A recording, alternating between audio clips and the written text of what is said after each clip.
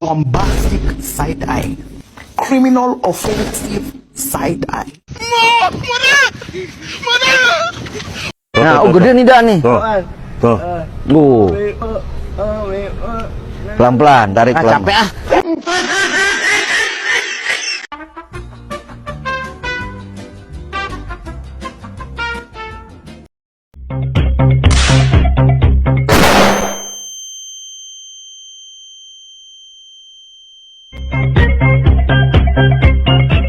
Halo kawan-kawan, assalamualaikum warahmatullahi wabarakatuh. Perkenalkan, nama saya Farizi, saya dari kelas 2B.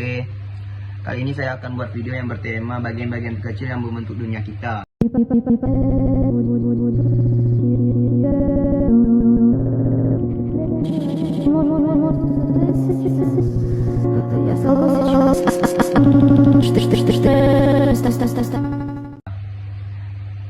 Pernahkah kalian berpikir kawan-kawan, dari apa saja benda di sekitar kita yang terbuat, mulai dari air yang kita minum, makanan yang kita makan, bahkan tubuh kita sendiri, semuanya dibangun dari bagian-bagian terkecil yang disebut atom.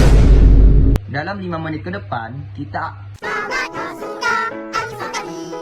akan membahas 4 konsep penting dalam kimia, yaitu atom, molekul, senyawa, dan ion. Oke, yang pertama, atom. Atom adalah unit terkecil dari suatu unsur yang memiliki sifat khas unsur itu sendiri.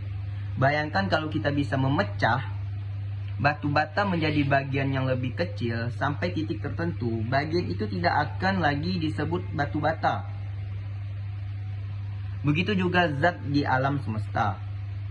Setiap atom punya struktur dasar. Ada inti di tengah yang berisi proton dan neutron, lalu elektron yang bergerak mengelilingi intinya seperti planet mengelilingi matahari.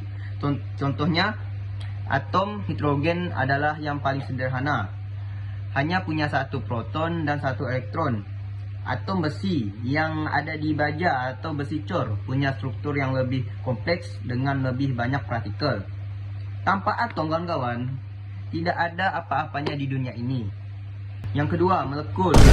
Nah, kalau atom bisa bergabung satu sama lain melalui ikatan kimia, maka yang terbentuk adalah molekul. Molekul bisa terdiri dari atom yang sama atau berbeda. Ada 2 jenis molekul, molekul unsur dan molekul senyawa. Molekul unsur dibuat dari atom unsur yang sama, misalnya oksigen yang kita hirup setiap hari bukan berupa atom tunggal, tapi molekul oksigen yang terdiri dari 2 atom oksigen. Ditulis O2, begitu juga dengan hidrogen yang ada di udara yaitu H2. Molekul senyawa dibuat dari atom unsur yang berbeda. Contohnya yang paling kita kenal yaitu air. Molekul air terdiri dari 2 atom hidrogen dan 1 atom oksigen. Jadi ditulis H2O. Kita bisa bayangkan seperti pasangan yang saling melengkapi satu sama lain. Yang ketiga yaitu senyawa. Kita sudah menyentuhnya sedikit tadi. Sekarang bahas lebih jelas tentang senyawa.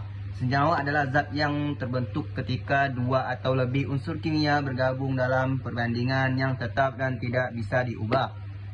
Yang menarik, sifat senyawa sangat berbeda dari unsur penyusunnya. Misalnya garam dapur yang kita pakai sehari-hari adalah senyawa natrium klorida, NaCl. Natrium sendiri adalah logam yang mudah terbakar jika terkena air.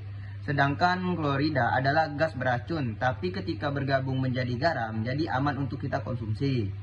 Senyawa tidak bisa dipisahkan kembali menjadi unsur penyusunnya dengan cara fisik seperti menyaring atau menguapkan. Perlu reaksi kimia khusus untuk itu. Keempat adalah ion.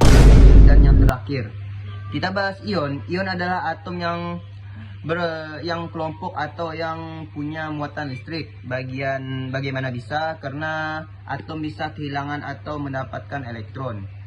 Kalau atom kehilangan elektron, ia akan punya muatan positif dan disebut kation. Contohnya ion natrium Na+ yang kehilangan 1 elektron.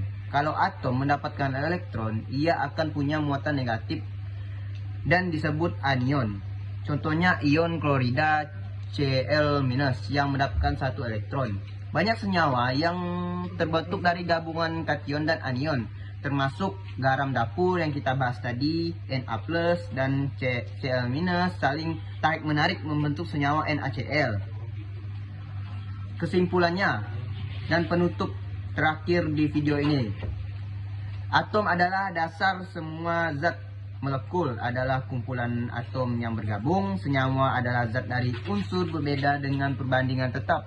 Dan ion adalah atom dengan muatan listrik. Semua ini bekerja sama membentuk dunia yang kompleks namun menarik di sekitar kita.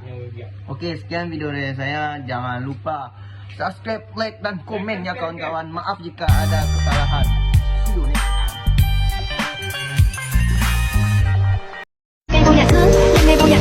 Ngày vô nhà anh biết thương. Giây phút em gặp anh là em biết em si tình.